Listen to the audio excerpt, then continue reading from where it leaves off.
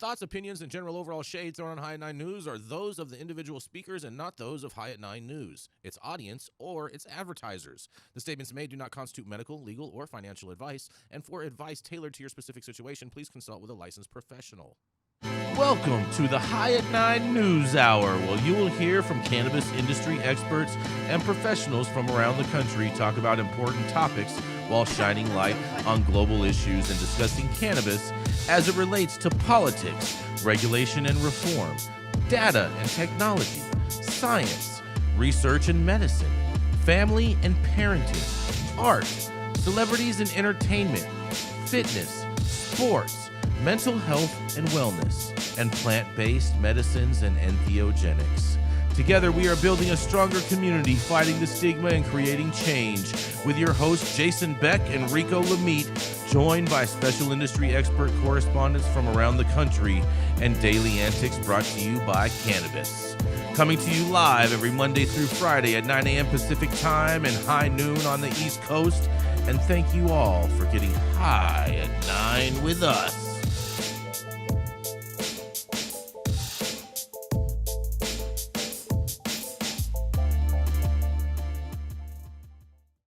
Oh, yeah. Good morning, everybody. That's right. It is Friday, February 16th, and today is National Caregivers Day. Adam, let's give a round of applause for all the caregivers out there. Yes. It's also National No One Eats Alone today. Nobody. Everybody eats. And National Do a Grouch a Favor today. So that means you guys all owe me some favors today. And it's also National Waste Water Day because it is National Almond Day. And National Tartar Sauce Day for all you fish sticks out there.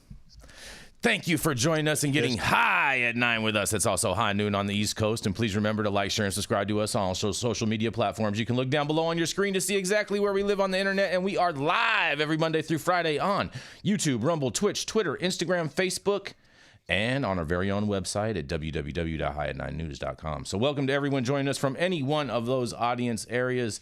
And kicking it off today, we have the dope dad himself, the Quasimodo caretaker, who looks like he wants to join me in studio, but yet the internet has him so far away today. That's right, it is the dope dad himself, Rico Lamitte. Yeah, thank you, Jason. I can't see myself, but it's all right. Trust the process. Is it the reflection in the glasses? There we go.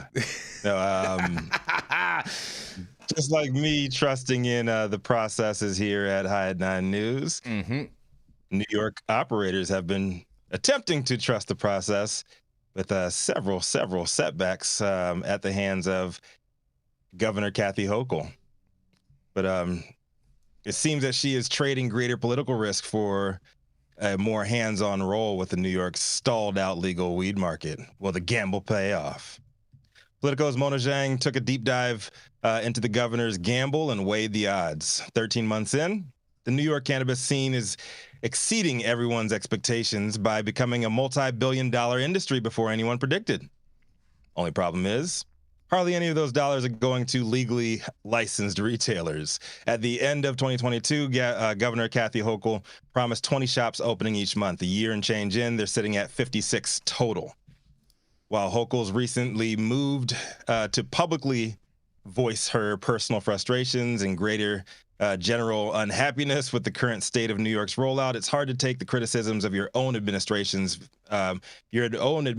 beyond face value when you're the one who put them in power. Earlier this month, Hochul signaled changes could be coming to the state cannabis office at a presser in Syracuse. Here's what she said. "I'm not satisfied. I want more enforcement. I am looking at leadership. I'm looking at opportunities to make major changes." Per Politico's reporting, she's also already stepped up her own involvement by hiring a new staffer to focus solely on cannabis, foreshadowing further cannabis leadership and enforcement changes while pushing the Cannabis Control Board to cancel its January meeting. Uncharacteristically harsh criticism from the governor's office could mean bigger changes are on the way. But she also faces massive political risk if she can't turn it around in time, because let's face it, New York is a troubled state agency, and alleviating that growing displeasure in the industry over the slow pace of market rollout is a tall task. But there's a few issues with what's going on here. Hochul's placing a lot of blame on her predecessor, the disgraced former Governor Andrew Cuomo. But she appointed the state's top cannabis officials after Cuomo's resignation. These are her people that are in place right now. In the article, Zhang points out if the state stuck with Hochul's original 20 dispensary a month timeline, there would be 280 dispensaries open by now, or 220 if you factor in that 3-month court-ordered injunction on dispensary openings. There are promises being made that are not being kept, said Kayleen Castetter, managing director of the industry lobbying firm Castetter Cannabis Group. While officials are quick to blame the courts for the slow rollout of regulated stores, the state has been sued at least 10 times, and the licensing process has twice been held up by injunctions. That's far from the only issue. Hochul's office avoided saying what specific changes are coming, but the governor made her desire for new leadership very clear. Meanwhile, municipal officials are also fed up with the boom in illicit marijuana stores in their communities. Growers are sitting on old harvests, struggling to sell their crops and plan for the future with so few dispensaries open to distribute to. Processors are dealing with the THC potency tax. Retailers have to compete with trappers outnumbering their efforts 10-1. Everyone's dealing with their own pile of shit. But the one thing they can all agree on is that the Office of Cannabis Management needs to do a better job of communicating. Case in point, entrepreneurs were recently confused about the date of the next Cannabis Control Board meeting. After receiving an email from the OCM about the February date, they were surprised to hear the executive director tell a local news outlet that the meeting had yet to be scheduled. The scheduling of the highly anticipated February meeting comes today after Hochul requested that the CCB cancel last month's. She told reporters that she was expecting 400 licenses to be up for consideration and was unhappy that only 3 were on schedule for approval. That marked the first time Hochul intervened in the implementation of cannabis law in such a concrete way. Regulators are now slated to meet today to approve business licenses for first-round applicants. More than 100 licenses are up for approval, including nearly 40 dispensaries. Before the general application period, only those with past convictions or having an immediate family member with one could have one of these licenses. Infighting among regulators broke into public view during December's CCB meeting, where officials became visibly heated, argued, and talked over each other while debating potency tax reform, a move that had massively lessened the burden on processors manufacturing pre-rolls, edibles, and extracts. Joe Rossi of the lobbying firm Park Strategies spoke to Politico about a recent tour that he took of a large processor that just laid off 50 workers. For cultivators and processors that are struggling financially, their biggest mistake was believing that they were told by government officials on how the market would be rolled out. The regulators are just making stuff up as they go along, and it's having a consequential effect on people's lives. Hochul's the only person in New York State that can fix it. Yeah, it sounds like things are pretty messed up in New York and nobody's happy. I'll avoid giving y'all the usual "I told you so" coming from a California point of view this time and just say that I'm disappointed. But not so much in the results so far from this process. That was expected. My disappointment's more about y'all being naive enough to believe that one person, Kathy Hochul, her stern words, clenched fists, and a promised shuffling of the deck at the CCB will be enough to get things back on track and ultimately hand an undefeated trap its first loss in the history of capitalism. Those are just my thoughts. I want to hear from y'all. Will Kathy Hochul and her new plan to be released this morning be the silver bullet needed to slay the previously unslayable trap beast and fix the rest of New York cannabis problems too? Let's talk about it. I'm Rico Lamitte, the dopest dad on the street. High 9 News. What say you, everybody? New York? They can get fixed today? Man, New York has zero chance of getting fixed. Zero chance of getting fixed. They should have kept Axel Barnaby in place, and I can't believe that she's trying to blame. Yeah, for real. Axel Barnaby was who was running the program under Governor Cuomo, and when the guard shifted, and now she wants to blame Cuomo for all of her inaction. Well, they were under Cuomo, man. They were just like pining for all of the big boys in the industry. It was all going to be like super corporate. So, well, she took a much more stance for the people. Really? Did she really? Though? Is that how it played out? Because it don't look like that right now. I said she took a stance. I didn't say she executed. Oh, okay. All right. Fair enough. She tried to grandstand, basically, and had just failed at that. Epically. Is she damned if she does and damned if she doesn't? 100%. Yeah, so there's no silver bullet. I don't care who you are. There is no such gun that can shoot such a silver bullet. I think it's a process, and democracy is messy. Yeah. And I'm glad that she noticed there's a problem and is saying there's a problem, because when they ignore the problem, it never gets better. Mm-hmm. So you can call it grandstanding, or you can call it addressing the issue aloud. And I agree with Rico. Let's see what she does with it. And I think it starts with education. Learn what you're regulating, folks, because some of these regulations that you slap on are dysfunctional at best, non-starters a lot of the time. And right. I mean, even just a recent law that I saw in Michigan around how one educates themselves restricts social equity grants to only accredited institutions. Well, guess who's not allowed to talk or teach about the practical applications of how to break the Schedule I law?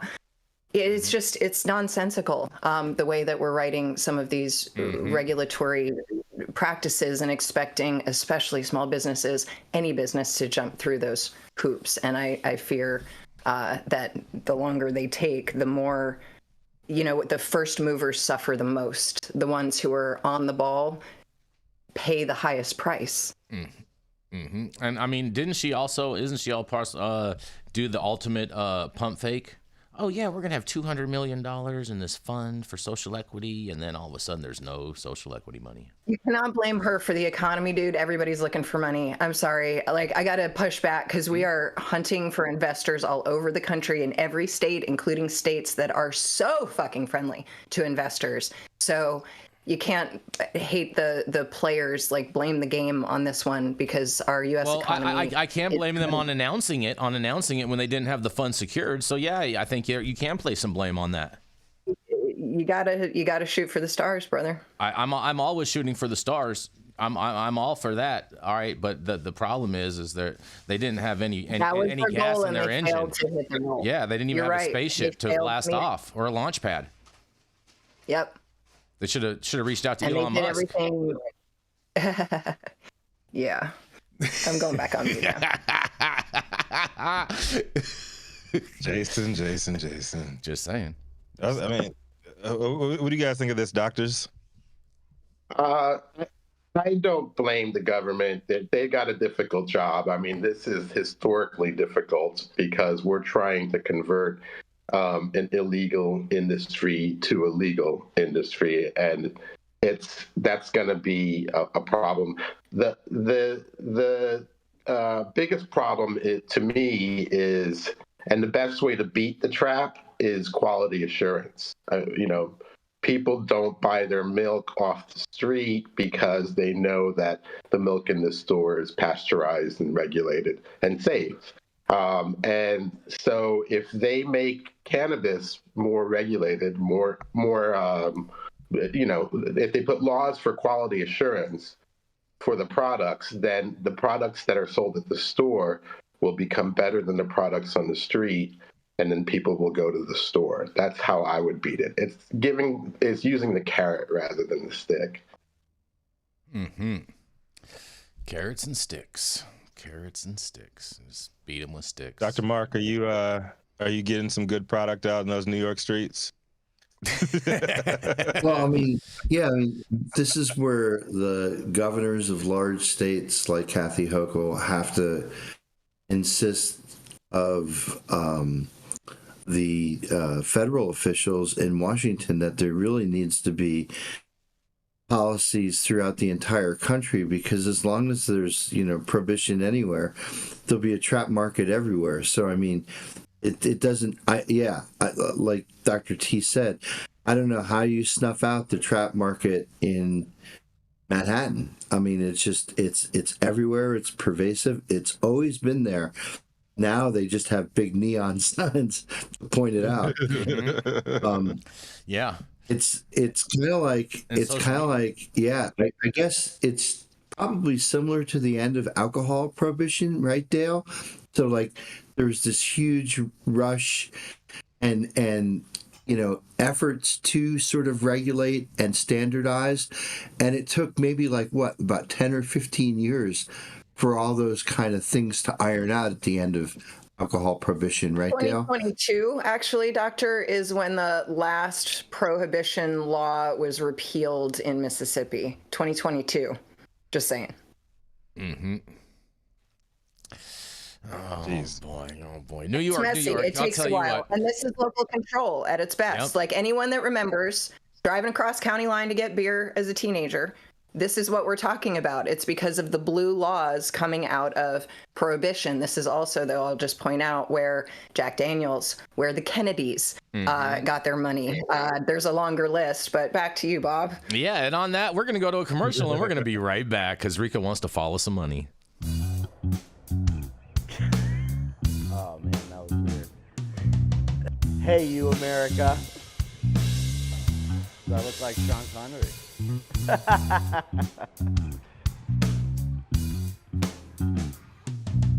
Good morning, America. Saman Razani coming to you live from sunny Los Angeles, California, with the one and only highest host, Mr. Jason Beck, smoking on the best weed in the world. Did you know that we have an audio-only version of our podcast?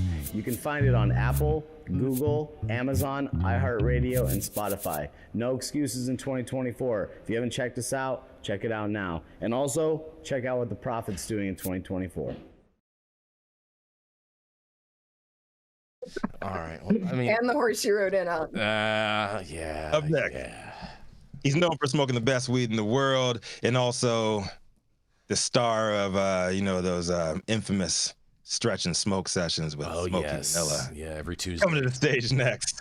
It's the highest Republican in the room, Jason Beck. Oh, yeah. Good morning, everybody. Hope y'all having a great day.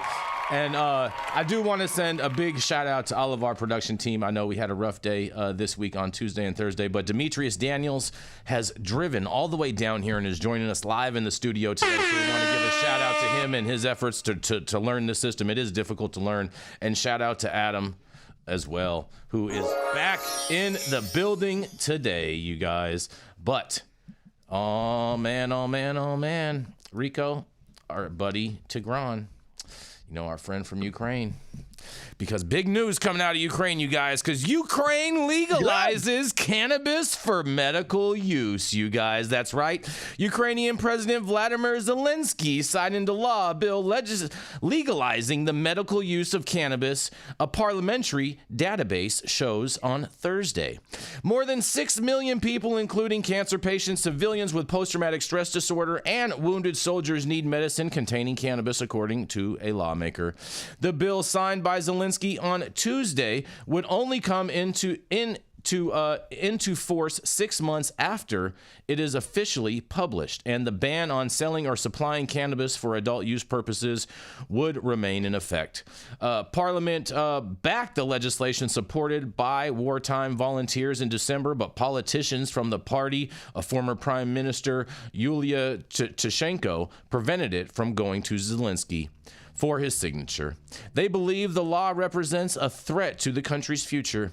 The Ukrainian health minister backed the legislation. It must produce a list of diseases and conditions for which medical cannabis should be prescribed, and the legislation envisages special licenses for the cultivation and sale of cannabis, as well as 24-hour video surveillance of producers accessible by police, it says. So shout out to Ukraine. Congratulations, guys. It sounds like in 6 months, you guys are going to have a medical cannabis program. And who knows, maybe you'll get some foreign aid from Canada from all of their booth production facilities, but who knows? And this is Jason Beck for the High at 9 News. What do y'all have to say about this? I'm saying it's a positive, I guess, for the people. I think it's fantastic. They've been going through a lot of stuff, man. These last couple of years, and waning support. While they see a lot of other stuff going on too. So I mean, big ups to Ukraine on getting this done. I wonder if they'll be up and running quicker than New York. You know. Well, I mean, it depends on how fast they vote that foreign aid package. Yeah, let's see if they have a country. Mm-hmm. Yeah. Mm-hmm. Well, they're going to have call a your senators program. And Congress people, please. They're going to have a program in six months, Dale. A medical program. I wonder who's going to grow the weed out there. Yeah, I just want to point out real quick that we may not even have a grain deal for Ukraine. Can we just tiptoe back into reality that the cities have been leveled and hundreds of thousands of people displaced and killed in their homes? It's very sad. Okay. Very, very sad. I'm glad it's not illegal for them anymore, and I'm glad that they have an opportunity to utilize cannabis, but I just, we're talking about a flower growing in a minefield here.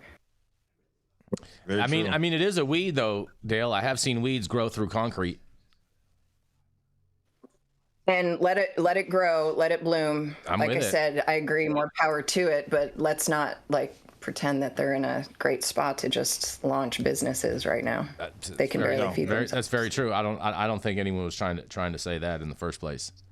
But I think but we have to look at. It's also a sign of the.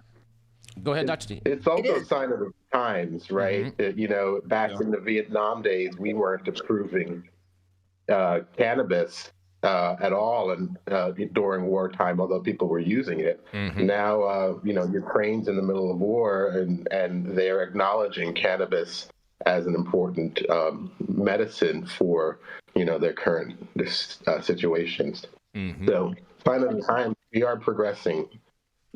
Jason, I'm not trying to come down on you. I think I'm salty because I was going to start my story by just honoring Alexei Navalny, the Russian lawyer and freedom fighter who was killed in a Russian prison today on a walk in weather that was the equivalent of 27 degree below zero. Great day for a walk. So, it's just we've got to acknowledge the reality of the world. So forgive my saltiness. It's not towards you. It's towards. I don't ever take anything personal, Dale. I love some salty spice because it makes everything nice. Oh, you're bringing the red. Yes, I know. And also, right. Jason isn't a person. Jason is. What are you trying to say? But shout out to Ingrid Faye.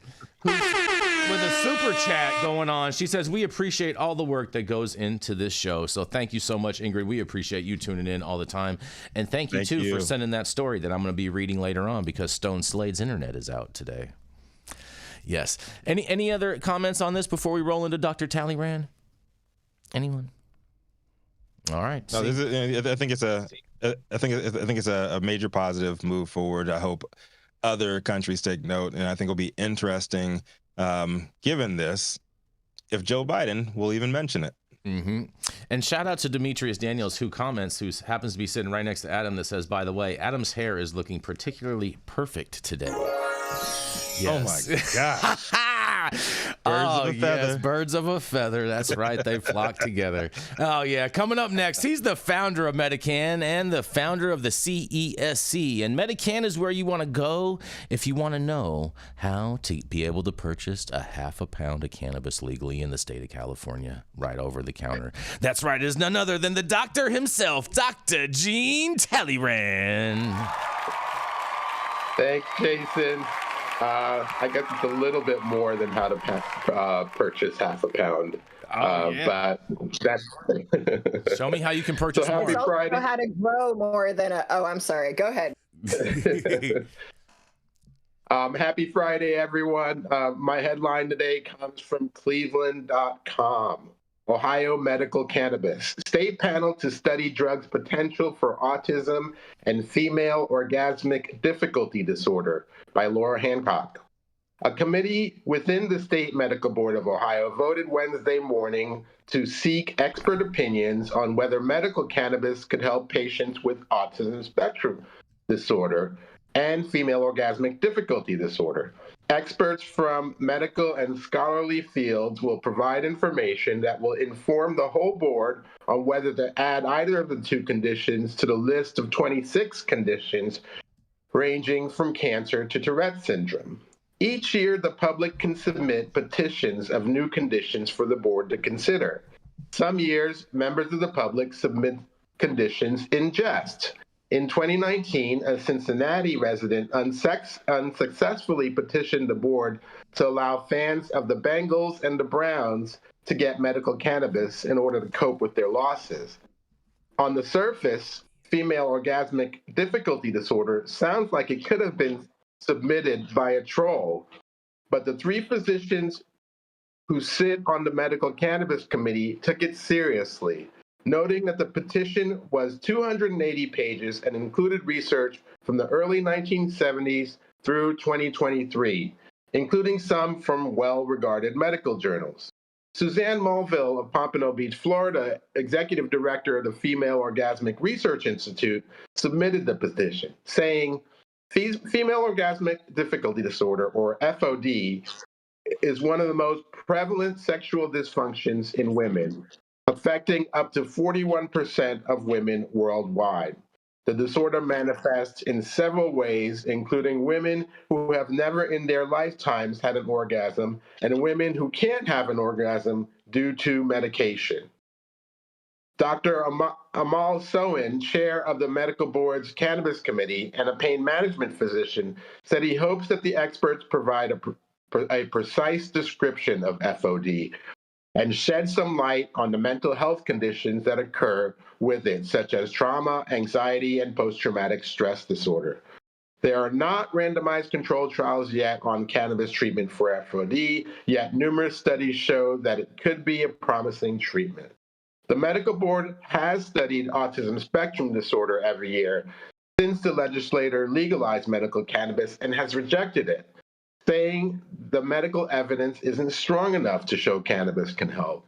The board has been swayed by physicians from the Nationwide Children's Hospital in Columbus who have been dead set opposed to cannabis for children, saying their brains are still developing.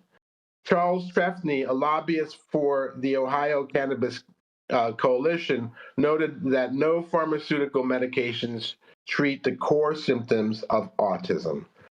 The protocol used by the Ohio Medical Board to regulate medical cannabis is interesting. Disease by disease, they plan to weigh evidence on the safety and efficacy of cannabis. It's clear that not many resources have been put into cannabis research, which slows their progress. In my 25 years of evaluating cannabis use, I have seen thousands of diagnoses improve with cannabis. They should plan to be busy for a long time. An additional twist is that Ohio recently approved recreational cannabis. The state plans to present a regulatory framework for 21 and over adult use sometime this year. What will that do to the medical protocols? Will people stop submitting petitions to study medical cannabis? What do you think? This is Dr. Jean Talleyrand with High at 9 News. Ohio, man, they're doing some research now. This is good news, Dr. T, right? Like this is some they've step been in the doing right research direction for a while. As the woman in the room, yes. I was waiting for you. I mean, I know. I was watching you wait for me. All right, the spending, I just Googled it while Dr. T was talking. Mm-hmm. Spending for the three most popular PDE inhibitor drugs, these are for erectile dysfunction, tops $1 billion worldwide annually. And I just quickly looked up Military Times. 10 years ago, I could find a report that the Department of Defense spent $84 million on drugs for erectile dysfunction I guess, for our troops and veterans. So, we're happy to address male issues head on for years. And, this, I'm just going to point out, also benefits men to have women enjoy sex. So it's all the way around. Man. It ties in with my story as well. I think it's fantastic because too often these studies just simply aren't undertaken at all. Mm-hmm. Yeah. I think this is fantastic news. I'm stoked on this story. Yeah. What do you think, Dr. Ohio Mark? is going to be leading. Ohio is going to be leading the world in studying how to actually get your lady off using weed. I like that. Good soccer mom. Yeah. I like that. Sounds like we're going to get a Hello Again sponsorship going on. Hello. Mm-hmm. Mm-hmm. Well, so getting high is medical, right? Getting high is healthy, right? So procreation is healthy. These are all healthy things, right? So it would only appear that, again, if you have anything that helps you achieve homeostasis is healthy from the point of view that it's keeping you disease free. It's using your body's own immune system and your body's own defenses, and in that way you can almost think of cannabinoids and cannabis in terms of the nutritional value, right? Because they're acting on a set of receptors that are in our body. So of course it's going to be good for one's sex life, right? For many reasons. Oh my. Man, oh man, this is fantastic. And I like it. Yeah, I like it. I think if you're having sex without being under the influence of cannabis, you're missing out. You're missing out. That's right.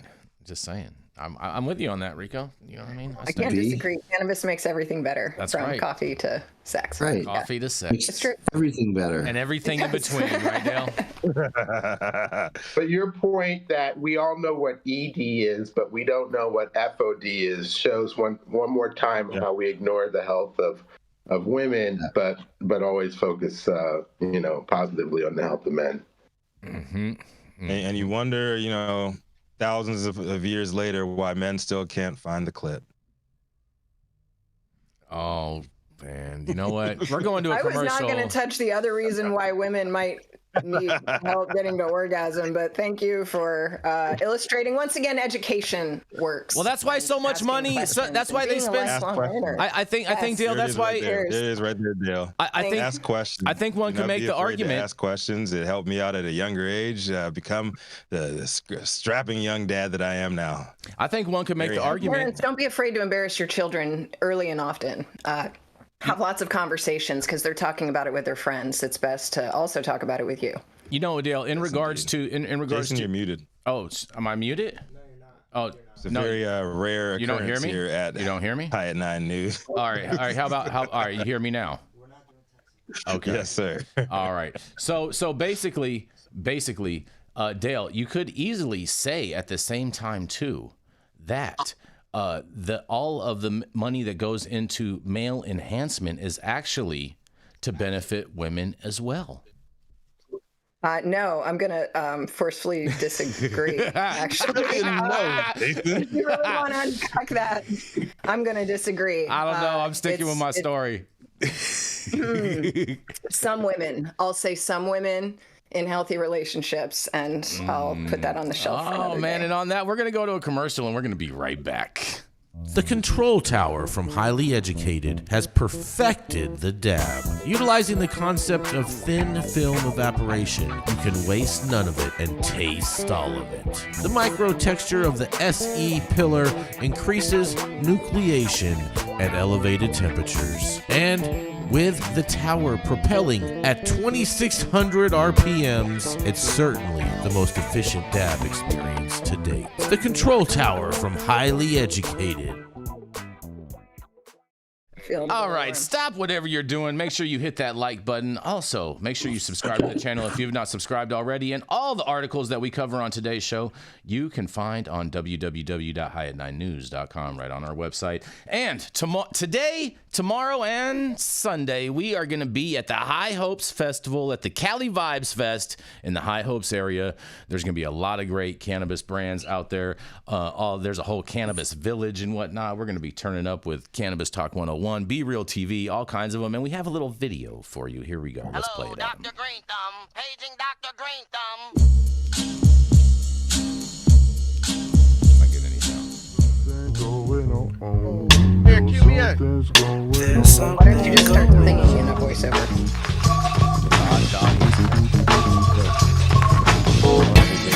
The other day I drew myself a map so I could come to the club with me. I'm a match, she can't see. You know she gonna burn.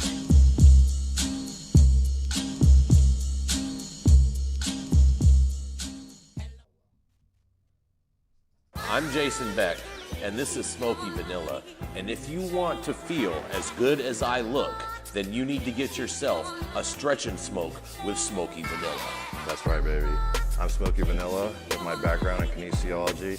I'm a sports massage therapist and stretch coach. I focus mostly on athletes who have chronic pain or injury due to their sport, or the legends of the chronic in the game, baby. Oh, yeah, you know what it is? We just stretched, and now we're gonna smoke, because you know what it is. That's right. I love intuitively creating a session based on the individual I'm working with. We'll go through a few assessments, look at the past health history, injury, or anything that's still affecting you today, and create a customized session just for you. Let's go.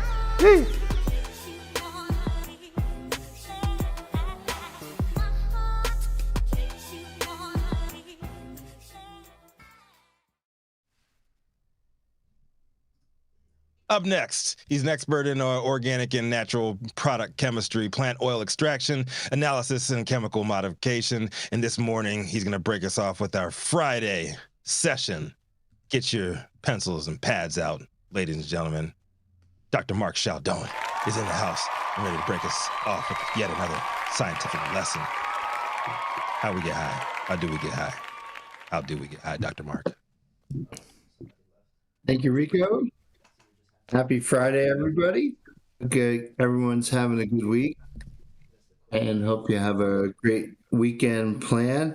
My story today comes from the Marijuana Moment and is entitled Federally Funded Researchers Discover Two New Methods of Distinguishing Hemp and Marijuana to Assist Crime Labs. Crime labs, oh my gosh, right? Right away, you know, this is going to be written from a certain point of view or a certain perspective.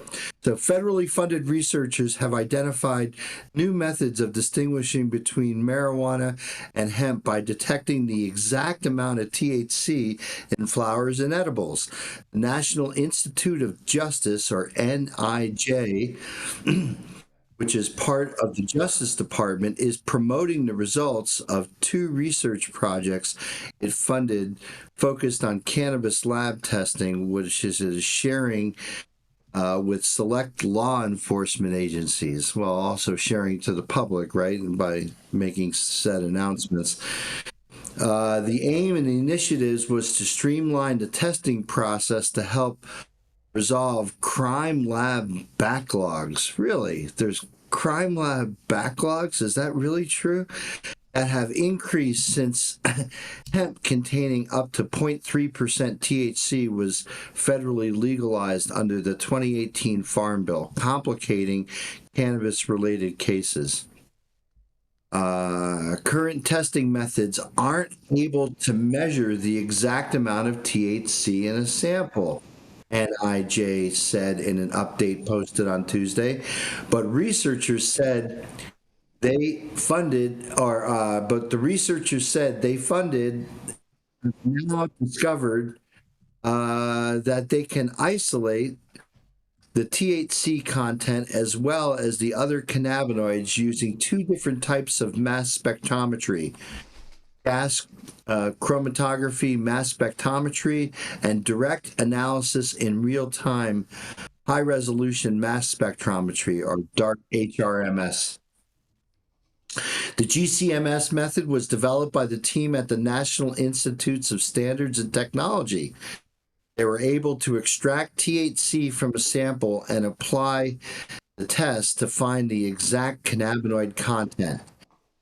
The Department of Justice first announced in 2020 that it would be granting NIST, that's the National Institute of Standards and Technology, $350,000 in funding for the research.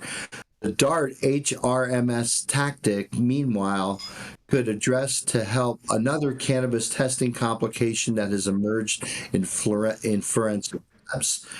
It has allowed researchers to determine the exact amount of THC in baked goods, candies, beverages, and plant material with minimum pre-treatment steps.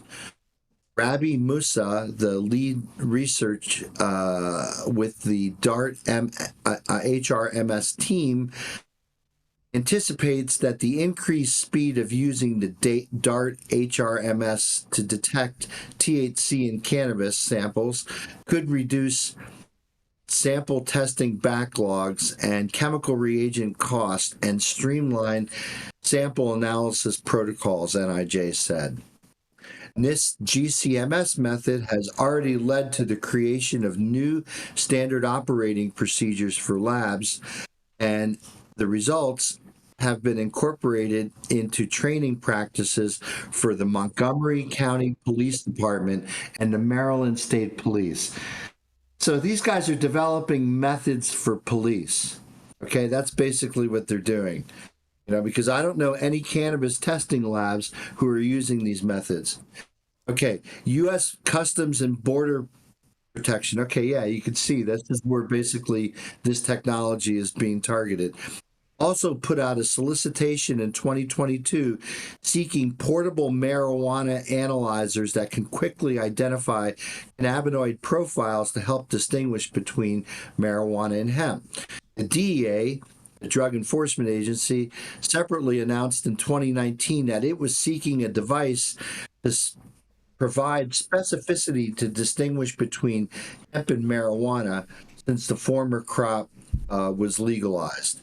The complications resulting from hemp legalization became especially apparent in Texas, where marijuana possession arrests fell almost 30% from 2018 to 2019 following the state legalization of the non-intoxicating cannabis crop. Prosecutors in the state have dismissed hundreds of low-level cannabis cases since hemp has been legalized. And officials announced that in 2020 that labs wouldn't be performing testing on misdemeanor cases, with the Department of Safety saying it does not have the capacity to accept those tests. Meanwhile, the hemp industry stakeholders and agricultural officials in the U.S. are urging the Congress to triple the amount of THC in the crop to 1% by dry weight. A Department of Justice researcher recently questioned the rationale for the current 0.3% THC limit, which she seemed to be based on arbitrarily old anecdotal research, which he points out to the Ernest Small research from the early 70s. So that's the story. Let me break this down a little bit. First of all, there's a lot of hype here. These are not new methods at all. Not new methods at all. They're claiming to be new methods because they need to say that in order to renew their funding that they're getting from the government. So they need to publicize it. They need to say that they've done something useful. Where they say in this article that there are not methods that are currently in use to determine the amount of THC in cannabis. That's total and complete bullshit, and it's very, very misleading because there are methods. So let's talk about how THC is quantified in cannabis. They're using gas chromatography. Gas chromatography relies on separation based on the different boiling points of the different compounds. Most labs today, and the way most cannabis is quantified in terms of its cannabinoid content, is done by something called high pressure liquid chromatography. High pressure liquid chromatography, sometimes abbreviated HPLC, is just a way of analyzing complex mixtures of compounds by separating out them into the individual compounds. And the way you do that is you make a solution of your sample and you put in something called a column. And then as the compounds come out of the column, they're detected by a detector. And when the detector detects the compound coming out, you get a peak in your chromatogram, right?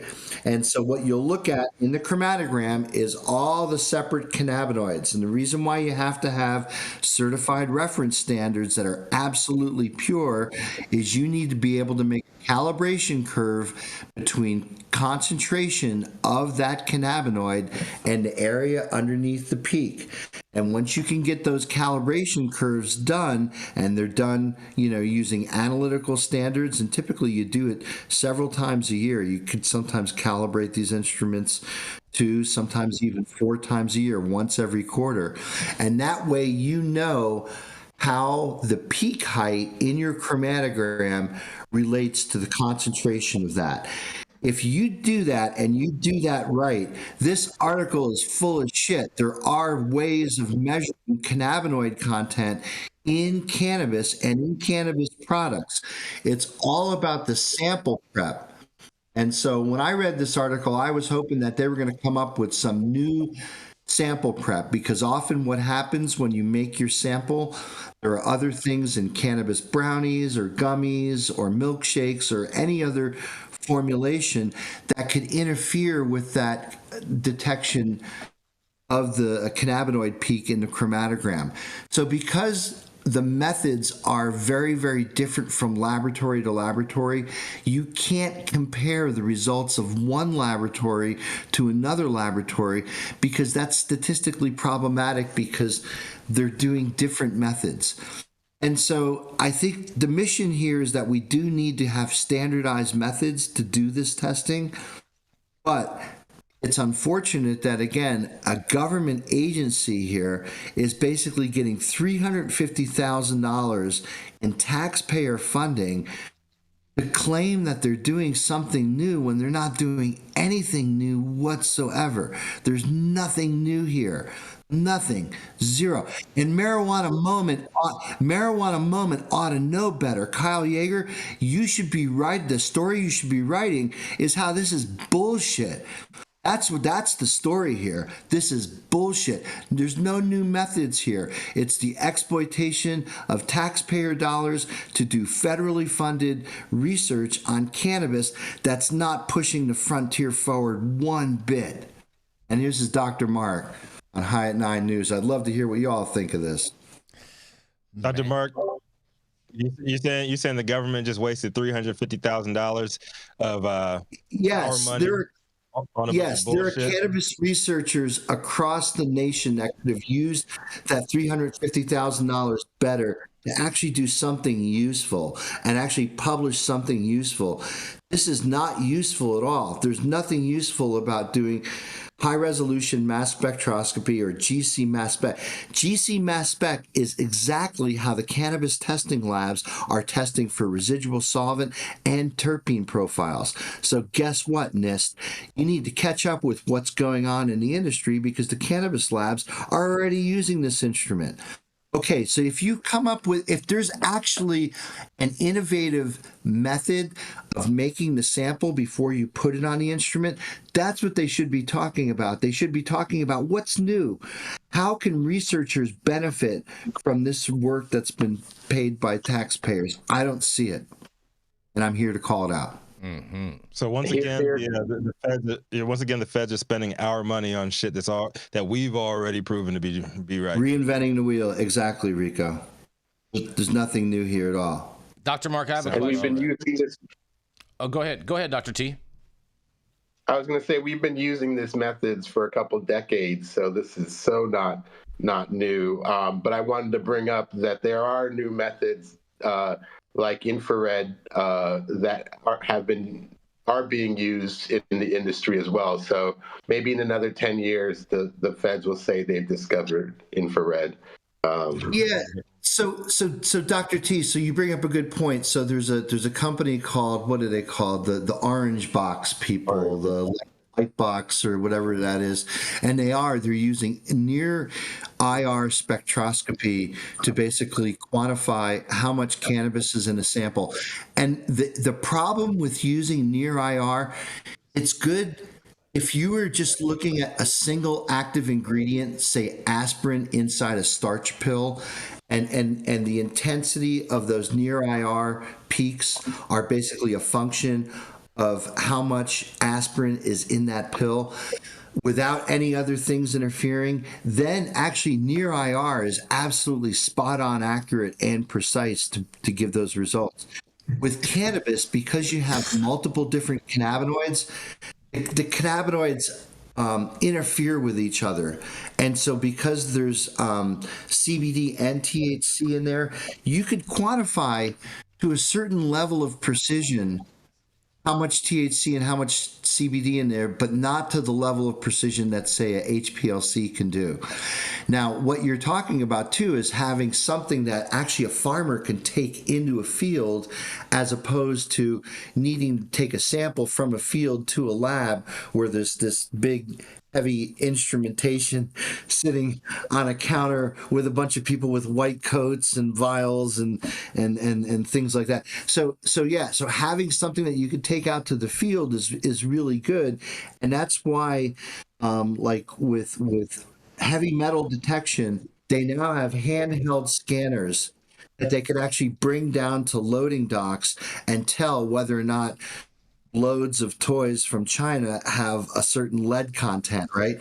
It's kind of like the lead's always been in there, and now they got the handheld guns that they can actually bring down to the docks and tell you how much lead is in that material.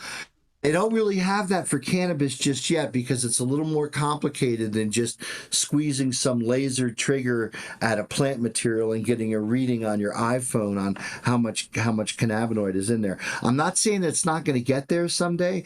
We're not there just yet. But this method, again, that was published and clamored about in this group, doesn't really move the needle forward on having more practical and more reliable cannabis testing methods. And you're right, we've been using these methods for years. So is it orange photonics that you're talking about? Say that again? Light lab results. She said orange photonics. Orange photonics, like it's a light lab. Yeah, right. The orange photonics people. That's right. Yeah. I just wanted to, when you were, I was looking in my email because I remember meeting them somewhere. So I just wanted to give, if listeners wanted to look that up. So you could probably tell a high THC cultivar from a high CBD cultivar using one of those things in the field.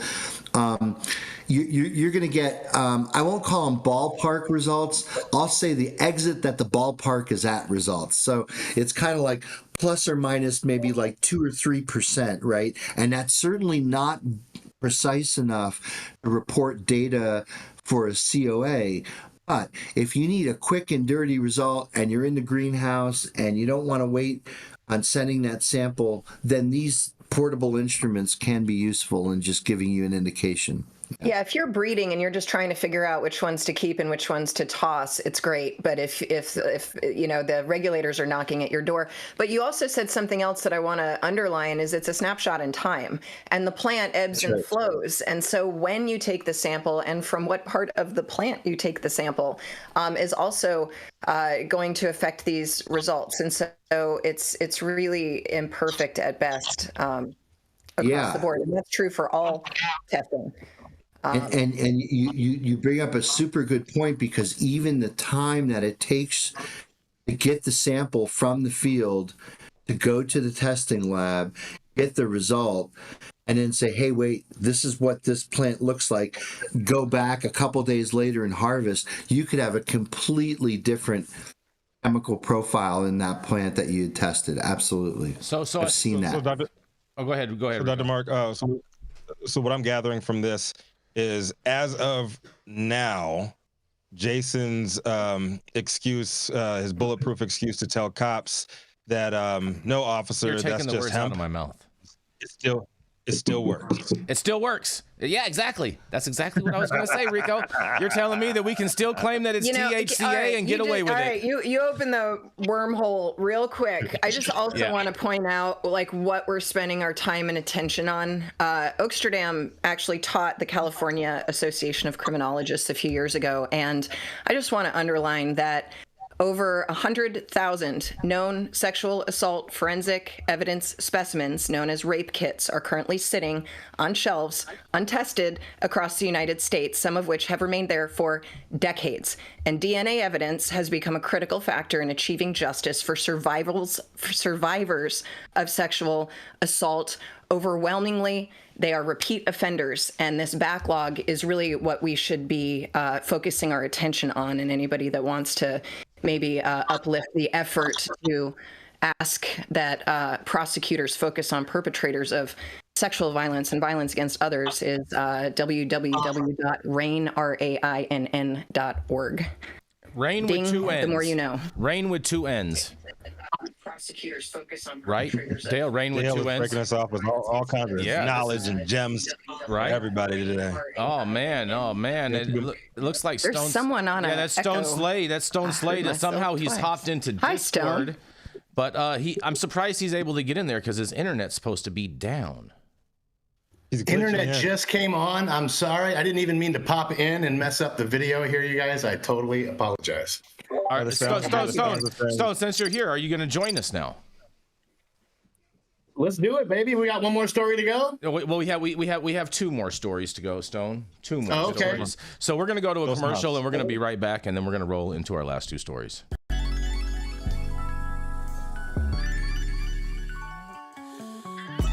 Get ready for the 20-year anniversary celebration of the Emerald Cup. The Emerald Cup will be held at the Henry J. Kaiser Center for the Arts in downtown Oakland, May 4th and 5th. Get your tickets now for best pricing. Cannabis categories include flower, pre-rolls, solventless concentrates, solvent concentrates, cartridges, edibles, topicals, tinctures, and alternative cannabinoids. So enter early for your chance to be a winner at the 20-year anniversary Emerald Cup competition.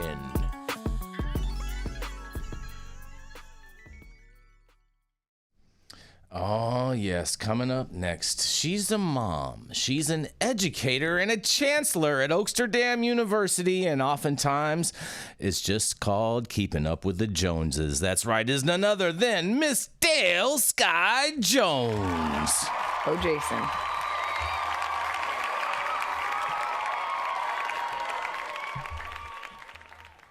Where's that applause, yo? That was there. You're on, Dale. You're ready. Did you not hear it? Did you not hear anything? No, there was tons of applause. There was tons of it. All right, I guess that's me. Yeah. I cannot hear any of you. Can you hear me? We hear you perfect. All right, well then I'm going to start talking. All right, I am here to talk about how cannabis is gaining popularity for easing menopausal symptoms.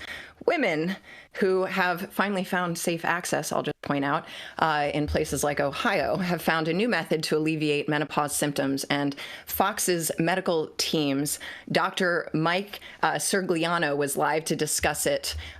Women have apparently discovered a new way to relieve these menopause symptoms. And this story is out of Houston. Reporters seemed shocked, and they were also mildly, I think, embarrassed that they would be talking about menopause and cannabis with Dr. Mike. So they discussed how does cannabis target menopause symptoms. What women in general are finding is that they're using cannabis for things like anxiety, insomnia, hot flashes. The data is limited, but more and more women are using it. And menopausal symptoms can be really devastating in terms of quality of life and can really play havoc. And I dare say not just with your own view of your body, but also obviously your sexual relationships with your partner or partners. Everything is a risk-benefit benefit ratio, Dr. Mike wanted to point out. Some of the risks that Dr. Mike was concerned with revolved around inhaling cannabis. He does not want it going into the lungs. And some of the risks that he was also concerned with were cardiovascular, heart attack, stroke. There has been an uptick in accident rates, he said, at local ERs, and it's important to have discussions with your doctor. It was asked if CBD oil would have the same benefits as people who smoke it, and he pointed out, of course, edibles. Lots of people using CBD don't like anything going into their lungs, not even vaping. So edibles or CBD in any form is what he recommended. And so I just want to remind us again that this conversation was being had on Fox News in Houston, and this particular doctor also had a concern for stroke and heart attack, I believe, because, he associated it with if his wife had had a heart attack and going through menopause, he would not want to go this route based on what he's learned. It's very individualized, but maybe in moderation. So he's saying hopefully there's more research to see how this can help menopausal women. And this ties as well to the good doctor's story earlier, because some of the other symptoms that menopausal women experience as well is vaginal dryness and a difficulty to not only just feel sexy, but achieve orgasm. And so when you're talking about the percentage of scientific research that is done on women, 30%, this gap widens as you move up the ladder in academics. Women represent just a small amount, and longitudinal studies show that during early post-menopausal period, the prevalence of vasomotor symptoms among women ranges from 30 to 80%. Basically, women who experience menopausal symptoms, depending on the study, is 30 to 80% of women. So that's up to 4 out of 5 women that experience depressed mood in approximately 1/3, sleep disturbance in more than 40%, diminished sexual function and vaginal dryness. And I would like to take the opportunity to shout out a cannabis company that, any cannabis company that is willing to address this head on. There are a lot of different studies that show that it increases, applying cannabis products increases blood flow, as well as enhancing mood. And so shout out to an Oakland Latina-owned House of LDLR. Luz and Luna offer these amazing sex-positive products like lube, gummies, couples toys, champagne, not just for like Valentine's Day. And so looking for these products and asking for products like these on your shelf is what's going to get buyers to put them on the shelf. Because right now, most buyers in retail are men, and they don't buy for women a lot of the time, even though women represent a huge percentage of those that are buying. Just meet us where we are, and we will purchase those products, especially if they are women-owned and produced. That's something that I think women should also be looking for, because we know what we need. And I am not receiving any benefit. I just wanted to make sure that people know that it is out there, and folks can catch these types of women-owned products at the Women's Canna Awards that's happening here in March in Los Angeles. And you can find Luz and Luna at the House of LDLR at the Emerald Cup in May in Oakland, along with a lot of amazing equity brands. And I am Dale Sky Jones, coming at you straight out of Oaksterdam for High at 9 News. Dale, this is great news. And it's a great day for women and women's stories in cannabis, I got to say. So Indeed. myself. Yeah. And I know that he is... I know that he does not identify as a woman, but he does have several on his staff. I know our very own Saman Razani has been working on menopausal products for women. Yep. Also. Hello again. Yeah, big ups. Yeah, Shout big out. ups to everybody pushing the female plant towards. We need all the help we can get, and just like female relief. Yeah. And this is a win for science. Keep it moving forward. Yeah. You have any thoughts on this, Dr. T or Dr. Mark? You're on mute, Dr. T. You're on mute. Yeah, this is great news. Finally, we're pushing the boundary. I did, the whole idea that most buyers are men is an important comment that Dale made. I think we need to watch out for the quality and the type of products that we have in our stores when we have the bias in buyers. So thanks for pointing that out, Dale. Yeah, and listen, I love men. I'm married to one. I'm raising 2 young boys. But it's the gaze, right? It's what you're looking for. Yeah. It's also just even the visual package that can be attractive. But who is it for, and what is it for? I think it's important to be considerate of, who are your buyers? Like, this is for your bottom line, folks. You don't even have to be pro woman, be pro bottom line dollar bills. Yeah, that's true. Listen to the woman. Listen to the woman on the screen right now, and listen to the data. Look at the data. Women are more loyal customers. They spend more, and if you're not creating products that cater to them and that attract women, you are missing out.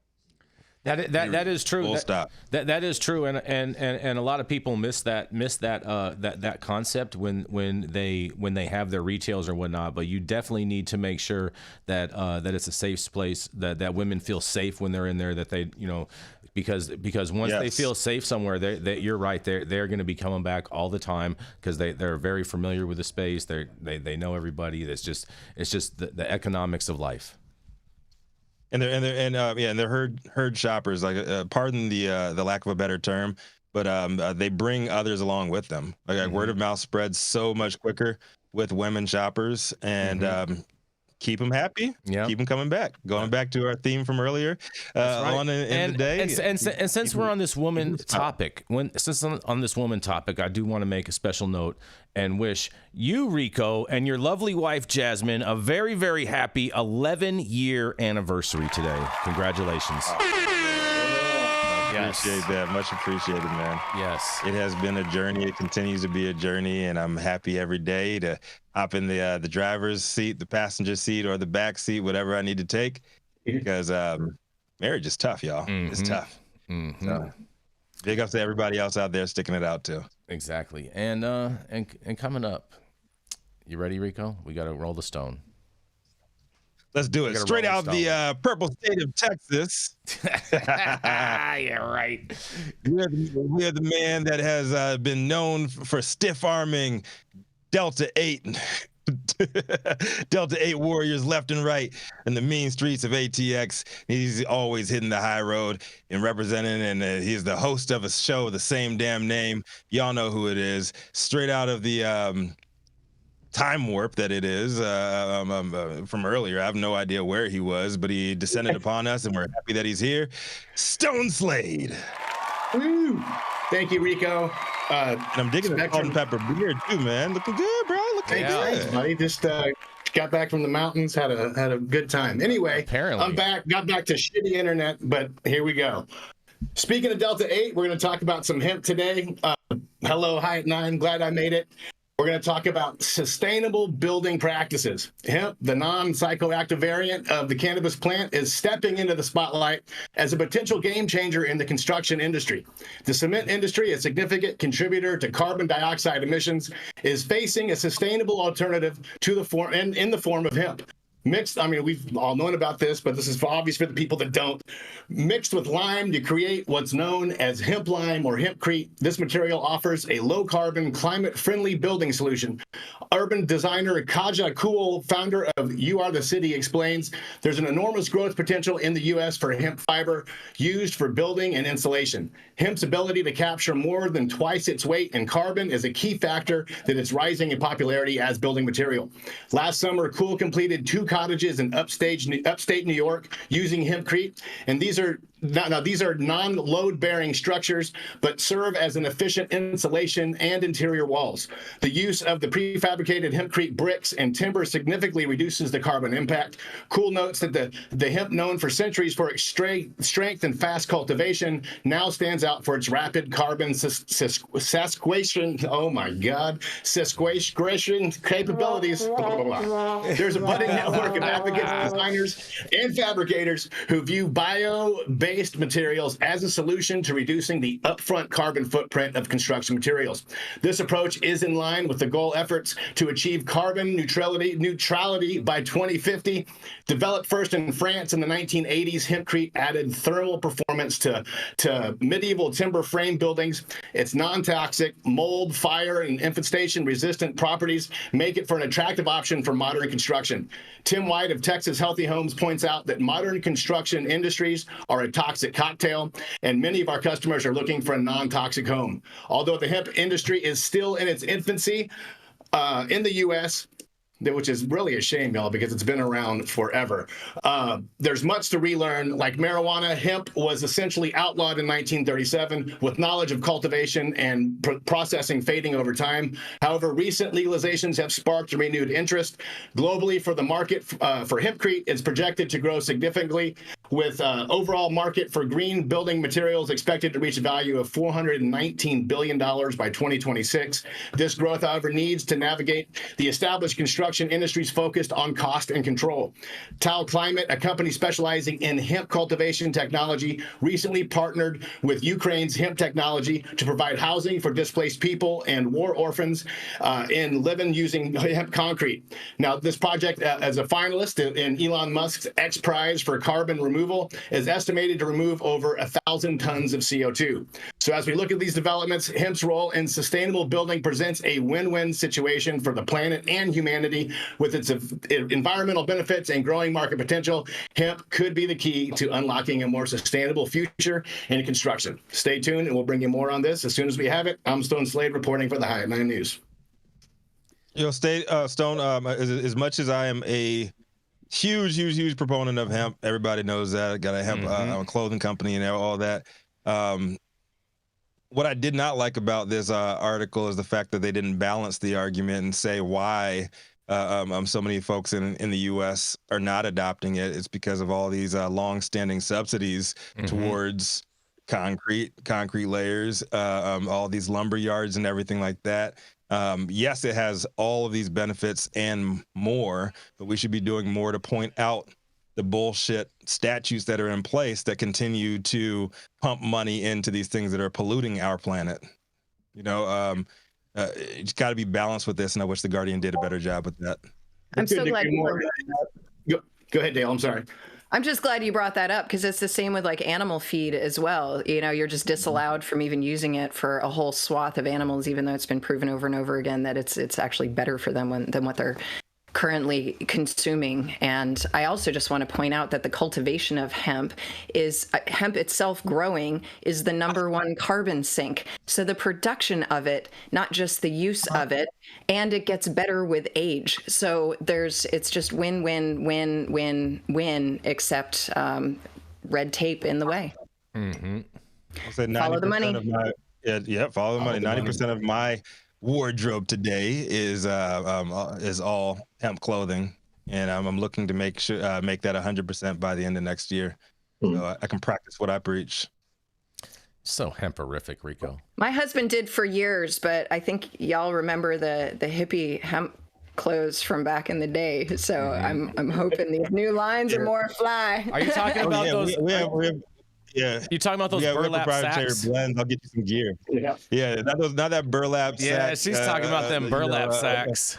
I tease because that's also the point, is prohibition made it so that like that was the best we could do. But hemp actually, I mean, anybody that likes like bamboo socks, wait till you see what hemp can do. Like it's even better. Dale, I'll send you some gear and it'll change your mind about all of that.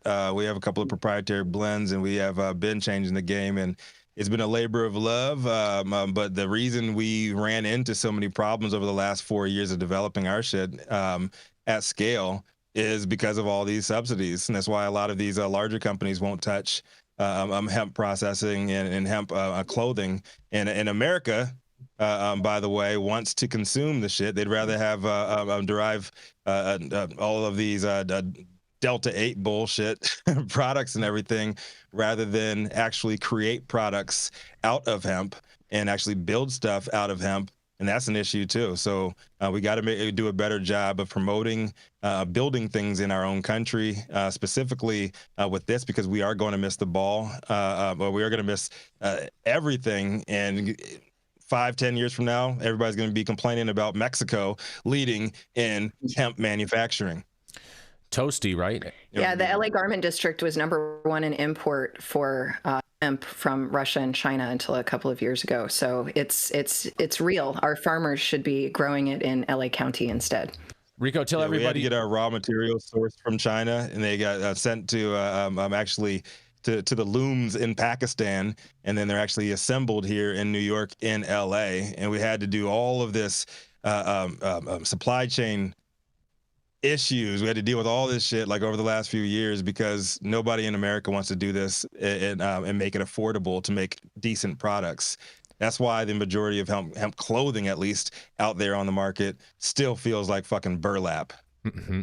So Rico, tell everyone where they can find your hemp clothing at real quick. You can go to toastyhempco.com. There we go. toastyhempco.com. hempco.com. And you can use my /Rico10 and you'll get 10% off. How about that? Look at that, /Rico10 for 10% off. And shout out to Anna Lewis with a one big super chat. She says, Anna says, please send a shout out to Nico Lewis for his patriotic performance today. So shout out, Nico. Much, much appreciated your patriotic performance today, my friend. And thank you, Anna. It's a great name to rhyme with. Yes, that's right. You ready, Rico? We got to go to the Cali Vibes Fest. Thank you all for joining us. Let's do it. Cali Vibes Fest tonight, tomorrow, and for life. Thank you all for joining us for yet another episode of High at 9 News. You can catch us live weekdays, 9 a.m. Pacific, high noon on the East Coast. Big shout out to our super fans showing love. Who we get today, Jason? You want to call them out? We got Ingrid and Anna today. Women for the winning today, all across the board. Big shout out to Ingrid and Anna getting there. Comments posted live on the big screen. Our live audience and online supporters catching us across all media platforms, tuning in each day to the headlines of chaos, also known as the developing cannabis industry. To our vetted correspondent team tuning in from all over, bringing us much needed variety of perspective and your respective opinions to the table. Our production team, Cloud Media Partners, our sponsors keeping the lights on and our AV struggles to a minimum. We got the dynamic duo, Demetrius and Adam, feathering each other's hair in the background. How dare you? Stop the cap. We're brothers. It has been Friday, February 16, 2024. The show's over. You've all been blessed with the top industry headlines. Hope it's enough for you to put in your pipe and smoke at least until Monday. My name is Rico Lamitte, the dopest dad on the street for High at 9 News, cannabis industry's #1 daily news show. Dale, we're going to keep this woman ball rolling. You got the outro today. What you got for these people? All right. I just want to send love to all you viewers and listeners out there from Oaksterdam, all our friends and family. And again, let's support the brands that have been doing it and making it happen. I'm talking legacy brands, equity brands, small women-owned, veteran-owned, minority-owned. Ask for it on your shelf. Ask for your needs, because the only way to get what you need is to ask for it and then put your dollar where your spirit is. Because you show me your budget and I'll show you what matters to you. If you want to learn more, I hope to see you at Oaksterdam and see you at the Women's Cup Awards and Emerald Cup Awards real soon, friends. Take care of yourself. Take care of someone else if you can. And many blessings to you and yours.